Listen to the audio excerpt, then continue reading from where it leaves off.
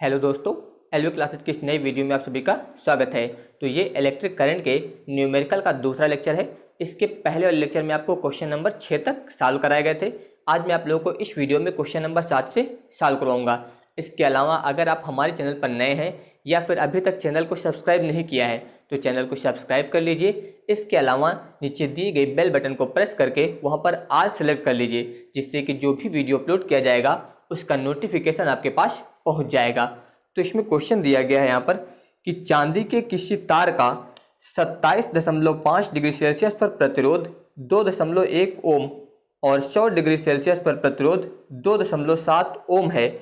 चांदी की प्रतिरोधकता ताप गुणांक ज्ञात कीजिए। तो अब इसमें ध्यान दीजिए, सबसे पहले दिया गया है कि 27.5 डिग्री सेल्सियस पर प्रतिरोध, इसको हम लोग मान लेते हैं R1। ध्यान दीजिए, ये क्वेश्चन नंबर 7, यहाँ पर R1 हम लोग मान लेते हैं, दिया गया आपको 2.1 ओम।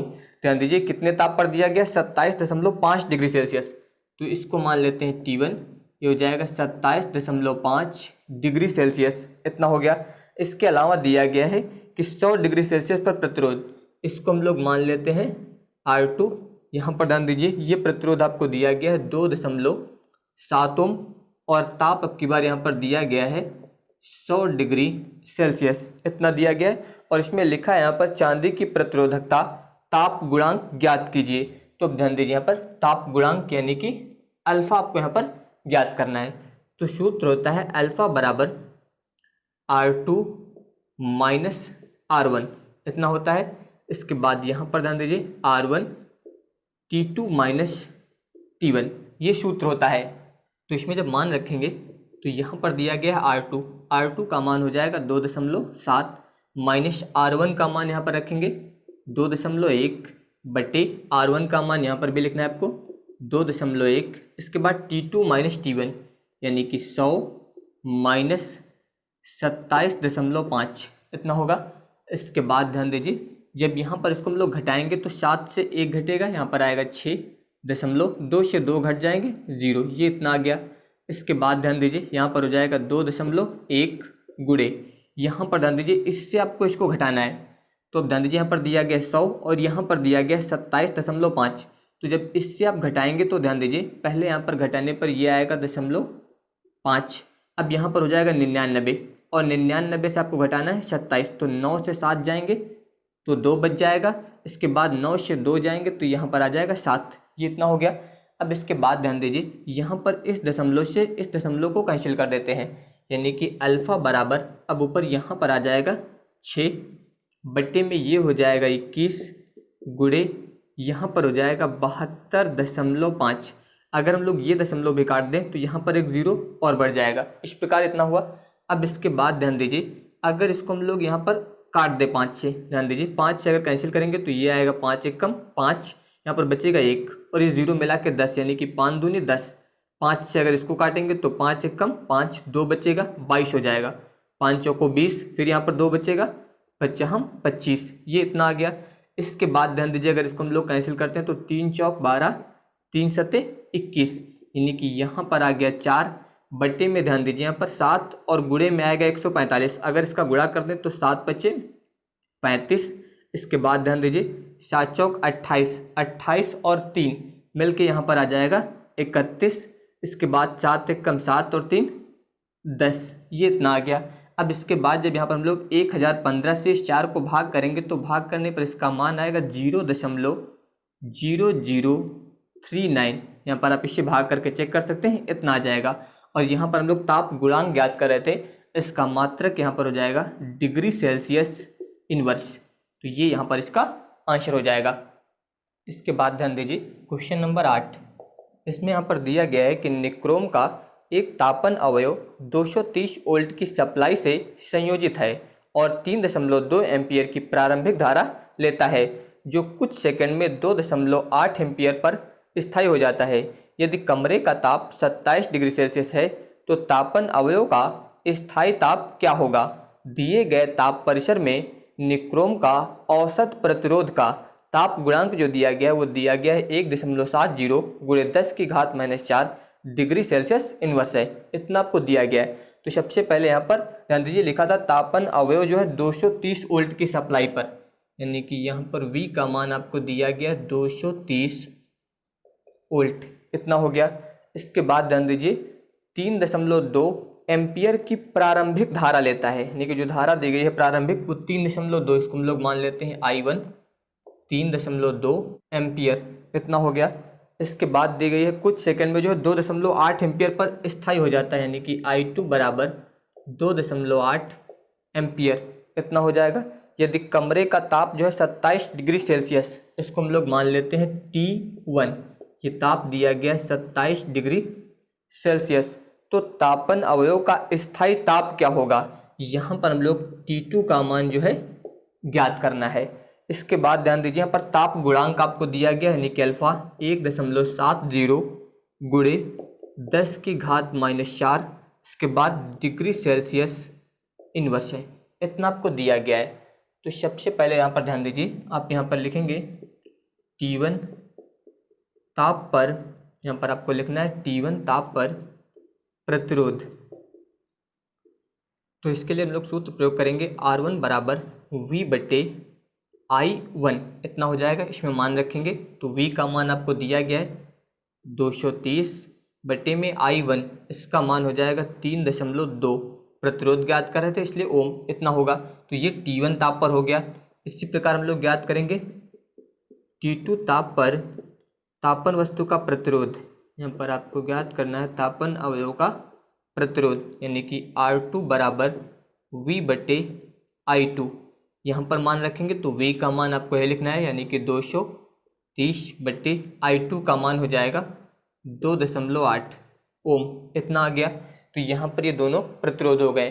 अब यहाँ पर ध्यान दीजिए सूत्र होता है अल्फा बराबर R2 माइनस R1 बटे में आ जाएगा R1 T2 माइनस T1, इतना T2 माइनस T1। यहाँ पर ध्यान दीजिए आपको T2 ज्ञात करना है, तो ये वाली संख्या हम लोग इधर लाएंगे और अल्फा को बटे में लाएंगे, यानी कि अब ध्यान दीजिए इससे आप लिखेंगे यहाँ पर T2 माइनस T1, ये यहाँ पर गुणे में आ गया, अल्फा आपको यहाँ पर बटे में लाना है, तो ये हो जाएगा R2 माइनस R1 और बटे में यहाँ पर हो जाएगा R1 और गुणे में ये वाला आ जाएगा अल्फा, यहाँ पर ये हो गया अल्फा। इसके बाद यहाँ पर होगा T2 माइनस T1 बराबर, इसमें हम लोग मान रखेंगे तो R2 का मान ये हो जाएगा, यानी कि 230 बटे में आ जाएगा 2.8, इसके बाद माइनस यहाँ पर R1 का मान 230 बटे में हो जाएगा 3.2, इतना हुआ। इसके बाद बटे यहाँ पर है R1 गुणे अल्फ़ा, R1 का मान रखेंगे तो R1 का मान ये दिया गया 230 बटे में हो जाएगा 3.2 गुणे अल्फ़ा, अल्फ़ा का मान आपको दिया गया है, ये ध्यान दीजिए 1.70 गुणे 10 की घात -4, इतना रखा जाएगा। अब इसके बाद ध्यान दीजिए T2 माइनस T1, यहाँ पर 230 जो है ऊपर कॉमन लेंगे तो 230 यहाँ पर कॉमन हो जाएगा, इसका लाशा लेंगे तो इसका लाशा आएगा 2.8 गुणे 3.2, ये हो जाएगा लाशा। अब यहाँ से ये कॉमन हो गया तो यहाँ पर भी 1 बच जाएगा, यहाँ पर भी 1 बचेगा, इसका गुणा इधर 1 में कर दीजिए तो ये आएगा 3.2 माइनस इसका गुणा इधर 1 में करेंगे तो ये आ जाएगा 2.8, इतना हो जाएगा। बट्टे में ध्यान दीजिए यहाँ पर दिया गया 230 बट्टे में हो जाएगा 3.2 गुणे 1.70 गुणे 10 की घात -4, इतना हुआ।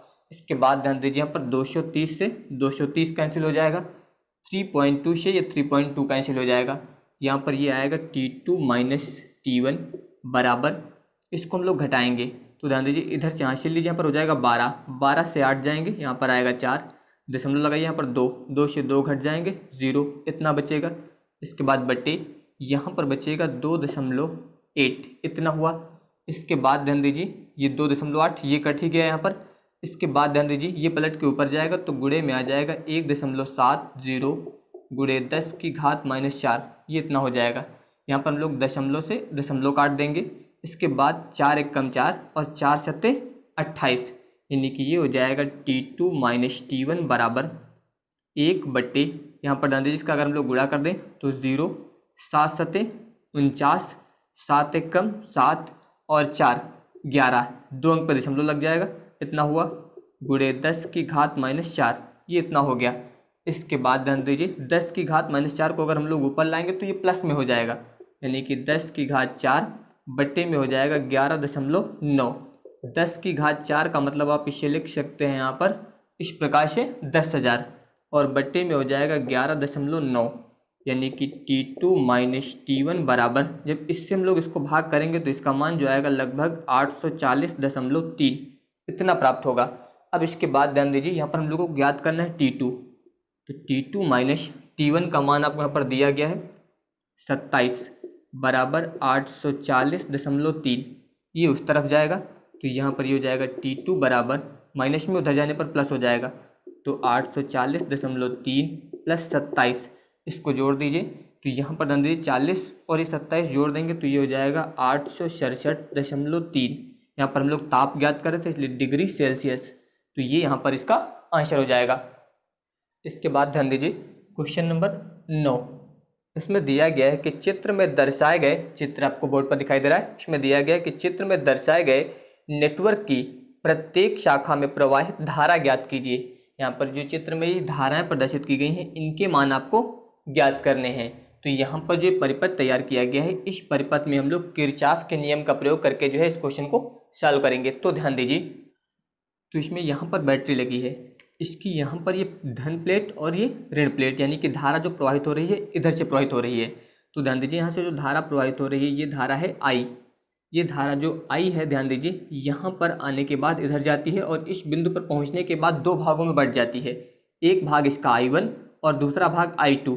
I1 भाग आगे की ओर जा रहा है और I2 जो है इस तरफ जा रहा है। ध्यान दीजिए बिंदु B पर पहुँचती है I1 तो यहाँ पर उसका एक भाग इस तरफ जाता है जिसको हम लोगों ने मान लिया है I3।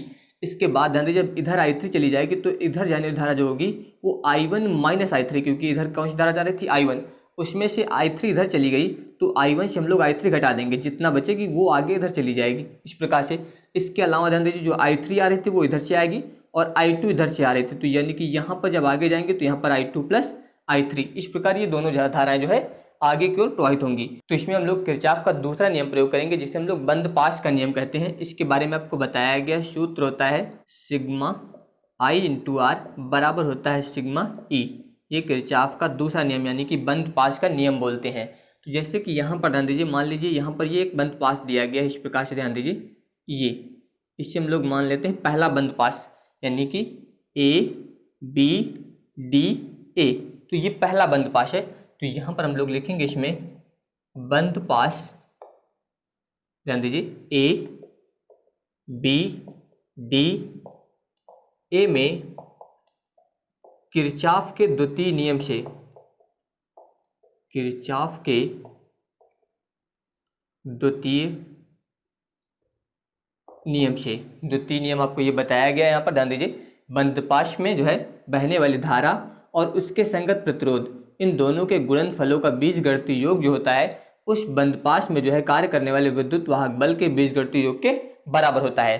तो अब ध्यान दीजिए ये जो बंदपाश लिया गया पहला, जैसे कि इसमें मान लीजिए ये धारा है, इसके संगत प्रतिरोध क्या है 10 ओम, तो इसे हम लोग लिखेंगे यहाँ पर 10 और इसके संगत धारा यानी कि I1 इतना हुआ। इसके बाद ध्यान दीजिए अब इसी बंदपाश में इस क्रम में आ रहे हैं, ध्यान दीजिए धारा उसी दिशा में जा रही है जिस तरफ बंदपाश का क्रम है, तो यहाँ पर हो जाएगा प्लस I3 और गुणे में कितना आ जाएगा 5, ये इतना हुआ।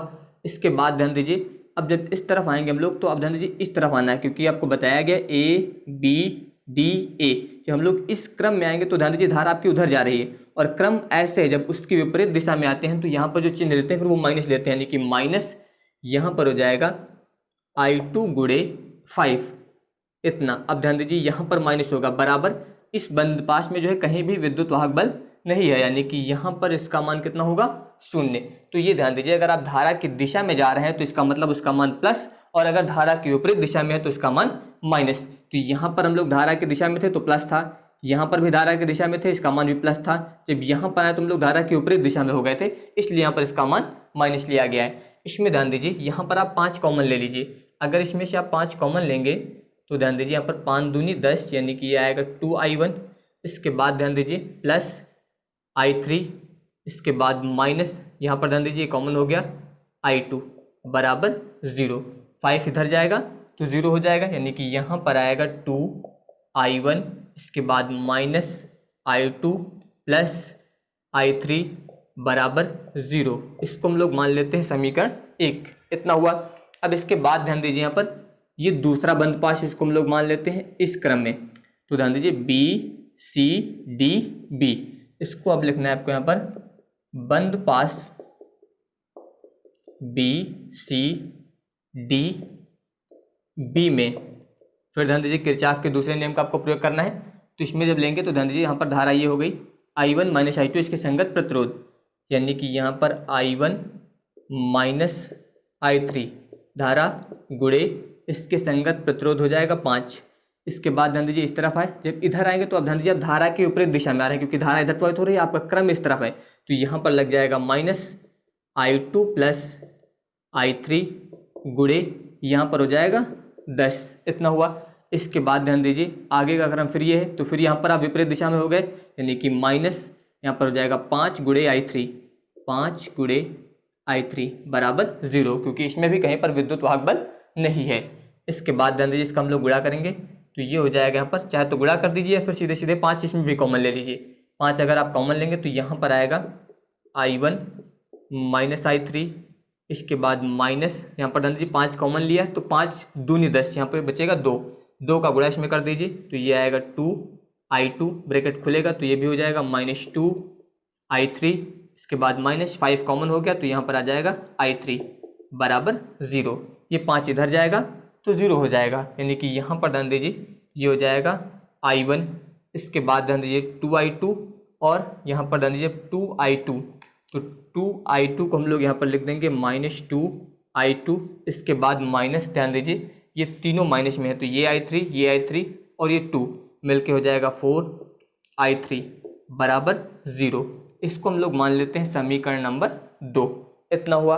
अब इसके बाद ध्यान दीजिए अब हम लोग ये बंद पाश यूज करेंगे A D C, इसके बाद A, चाहे तो यहाँ पर आप लिख दीजिए। ध्यान दीजिए यहाँ पर हम लोग मान लेते हैं G H, तो इसको आप लिखेंगे यहाँ पर बंद पाश, ध्यान दीजिए बंद पाश A D C G H A, यहाँ पर लिखना है आपको A D C G H A में किरचॉफ के द्वितीय नियम से। यहाँ पर भी आपको किरचॉफ का द्वितीय नियम प्रयोग करना है। तो इसमें ध्यान दीजिए यहाँ से शुरू हुआ तो धारा की दिशा में हम लोग जा रहे हैं, तो 5I2 प्रतिरोध 5 धारा I2 इस प्रकार से।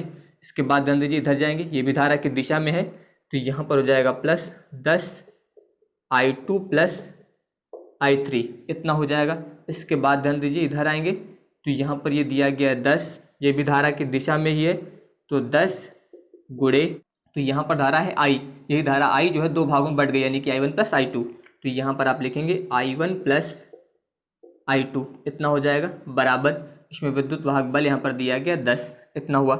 इसके बाद ध्यान दीजिए इसमें यहाँ पर हम लोग 5 कॉमन लेंगे, तो यहाँ पर होगा I2 प्लस 5 दूनी 10, 2 आएगा, 2 का गुणा करेंगे तो 2I2 प्लस 2I3 प्लस यहाँ पर भी 5 दूनी 10, 2 आएगा, इसका गुणा करेंगे तो 2I1 प्लस 2I2, इतना हो जाएगा बराबर 10। 5 से इसको काट दीजिए, 5 दूनी 10। अब यहाँ पर ध्यान दीजिए यहाँ पर हम लोग लिखेंगे 2I1, इतना हो जाएगा। इसके बाद ये I2, ये वाला 2I2 और ये 2I2 मिलके हो जाएगा 5I2। इसके बाद प्लस 2I3 बराबर यहाँ पर आ जाएगा 2। इसको हम लोग मान लेते हैं समीकरण नंबर 3। अब इसके बाद ध्यान दीजिए यहाँ पर हम लोग ये तीनों समीकरण हल करके जो है I1, I2 और I3 के मान ज्ञात करेंगे। तो अब ध्यान दीजिए सबसे पहले यहाँ पर आप लिखेंगे समीकरण 2 से, यहाँ पर ध्यान दीजिए समीकरण 2 दिया गया आपको, इसमें से यहाँ से हम लोग I1 का मान ज्ञात करेंगे। तो ध्यान दीजिए I1 बराबर, तो जब यहाँ से I1 का मान ज्ञात करेंगे तो ये माइनस में है, दूसरी तरफ जाएगा प्लस हो जाएगा, यानी कि 2I2, ये भी दूसरी तरफ जाएगा प्लस हो जाएगा, यानी कि प्लस 4I3। इसको यहाँ पर हम लोग मान लेते हैं समीकरण नंबर 4, इतना हुआ। इसके बाद ध्यान दीजिए ये हो गया समीकरण 4। अब इसके बाद यहाँ पर आप लिखेंगे समीकरण 1 से। 1 में ध्यान दीजिए यहाँ पर ये आपको समीकरण 1 दिया गया है, तो समीकरण 1 से हम लोग मान ज्ञात करते हैं I2 का। यहाँ पर ध्यान दीजिए I2 बराबर, यानी कि ये I2 आप दूसरी तरफ ले जाइए। जब ये I2 दूसरी तरफ जाएगा तो प्लस में हो जाएगा, तो वही यहाँ पर प्लस में लिख दिया गया है। तो यहाँ पर बचेगा आपका 2I1 और इसके बाद प्लस I3। इसको हम लोग मान लेते हैं समीकरण नंबर 5। अब इसके बाद I1 का मान हम लोग इसमें रखेंगे, यानी कि आप लिखेंगे यहाँ पर समीकरण 4 व 5 से, 4 व 5 से। तो I1 का मान अब आपको इसमें रखना है। तो जब I1 का मान इसमें रखा जाएगा तो ये हो जाएगा, ध्यान दीजिए, I2 बराबर यहाँ पर दिया गया है 2, इसके बाद है I1, I1 का मान ये रखना है। तो यहाँ पर आ जाएगा 2I2 इतना होगा और प्लस 4I3 इतना हो गया। इसके बाद प्लस I3 ये इतना हो जाएगा। अब इसके बाद यहाँ पर होगा I2 बराबर, इसका गुणा करेंगे तो 2 दूनी 4, यहाँ पर I2, इसके बाद प्लस इसमें गुणा करेंगे तो 2 चौको 8, I3 प्लस I3। इसके बाद ध्यान दीजिए ये वाला 4I2 इधर लाएंगे तो माइनस हो जाएगा, तो माइनस 4I2 से ये वाला I2 घटेगा तो यहाँ पर आएगा माइनस का 3I2 बराबर, ध्यान दीजिए यहाँ पर 8 और 1 ही जुड़ जाएगा तो 9I3। इसको हम लोग कैंसिल कर देते हैं तो 3 त्रिक का 9, यानी कि यहाँ पर ध्यान दीजिए आप बता सकते हैं I2 बराबर, ध्यान दीजिए माइनस आप इधर ले आइए तो माइनस 3I3 ये इतना आ गया, यानी कि I2 बराबर आया है माइनस 3I3। अब इसके बाद ये वाला मान हम लोग समीकरण नंबर 5 में रखेंगे फिर से। तो यहाँ पर आपको लिखना है समीकरण 5 से। अब इसमें ध्यान दीजिए समीकरण 5 में यहाँ पर दिया गया है I2, इस I2 की जगह पे ये वाला मान रख दीजिए, यानी कि माइनस 3I3 इतना होगा, बराबर में हो जाएगा 2I1, इसके बाद प्लस I3 इतना हुआ। तो इसके बाद ध्यान दीजिए जब ये इधर आएगा तो माइनस में आएगा और ये पहले से माइनस दिया गया तो -3 और ये वाला आएगा तो माइनस, यानी कि ये हो जाएगा माइनस का 4I3 बराबर में हो जाएगा 2I1। इसको कैंसिल कर दीजिए, 2 दूनी 4, यानी कि ये आ जाएगा फिर I1 बराबर माइनस का 2I3। ये I1 का मान आ गया इस प्रकार से। अब यहाँ पर जो ये I1 और I2 के मान आए हैं ये मान हम लोग समीकरण नंबर 3 में रखेंगे। तो यहाँ पर आप लिखेंगे समीकरण 3 से, इसमें जब मान रखेंगे तो यहाँ पर दिया गया 2I1 का मान आप ये रख दीजिए, तो ध्यान दीजिए इसका गुणा हो जाएगा इसमें तो 2 दूनी 4, यानी कि माइनस का 4I3 इतना हो जाएगा। इसके बाद ध्यान दीजिए यहाँ पर दिया गया आपको प्लस 5I2, तो यहाँ पर जब आप I2 का मान रखेंगे ये वाला ध्यान दीजिए माइनस में, तो 3 का गुणा इसमें हो जाएगा तो 3 × 5 = 15, ये माइनस का 15I3 इतना हो जाएगा प्लस 2I3 बराबर 2 इतना हो गया। इसके बाद ध्यान दीजिए यहाँ पर -4 और -15 मिलके हो जाएंगे -19। -19 से ये वाले 2 यहाँ पर आप घटाएंगे तो ये आएगा यहाँ पर माइनस का 17, यानी कि इससे आप लिखेंगे -17I3 बराबर 2। ये आ गया -17I3 बराबर 2। पहले हम लोग इसे मिटा देते हैं फिर इसके बाद।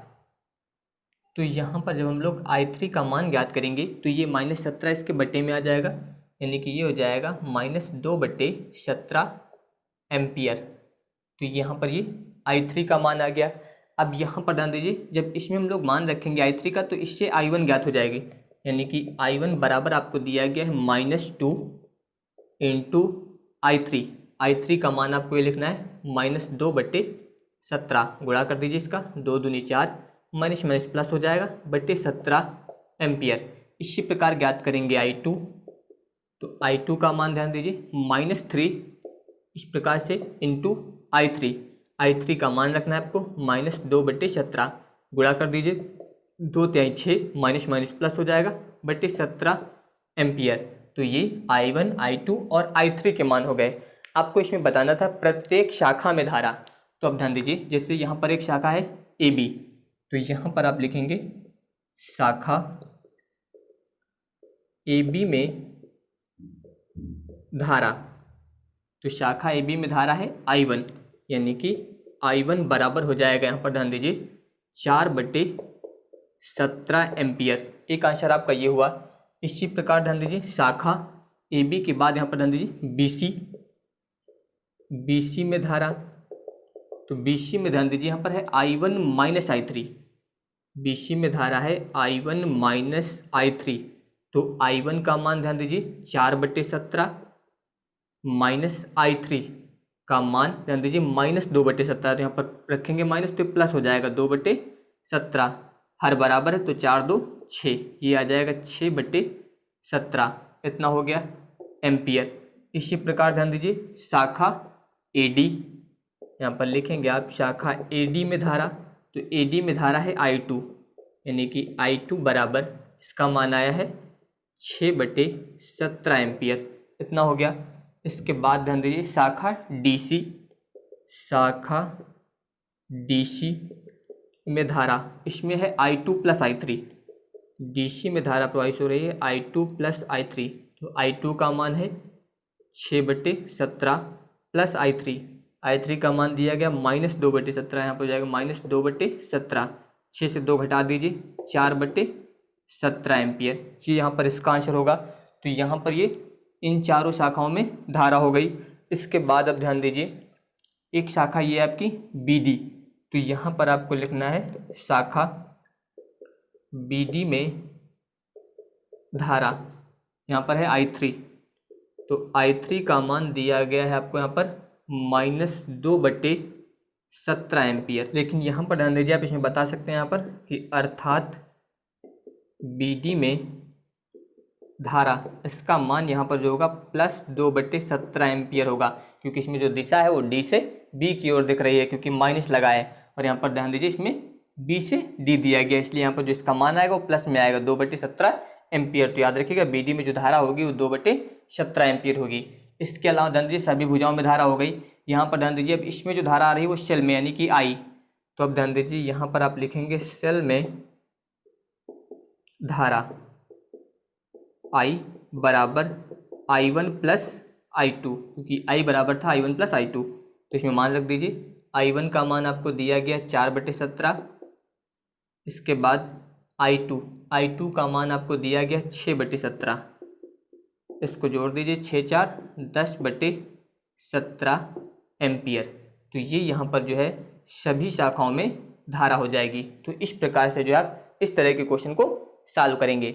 तो बाकी के क्वेश्चन मैं आप लोगों को नेक्स्ट वीडियो में बताऊंगा। अगर आप सभी को ये वीडियो पसंद आया हो तो इस वीडियो को लाइक, शेयर और चैनल को सब्सक्राइब जरूर करिएगा। धन्यवाद।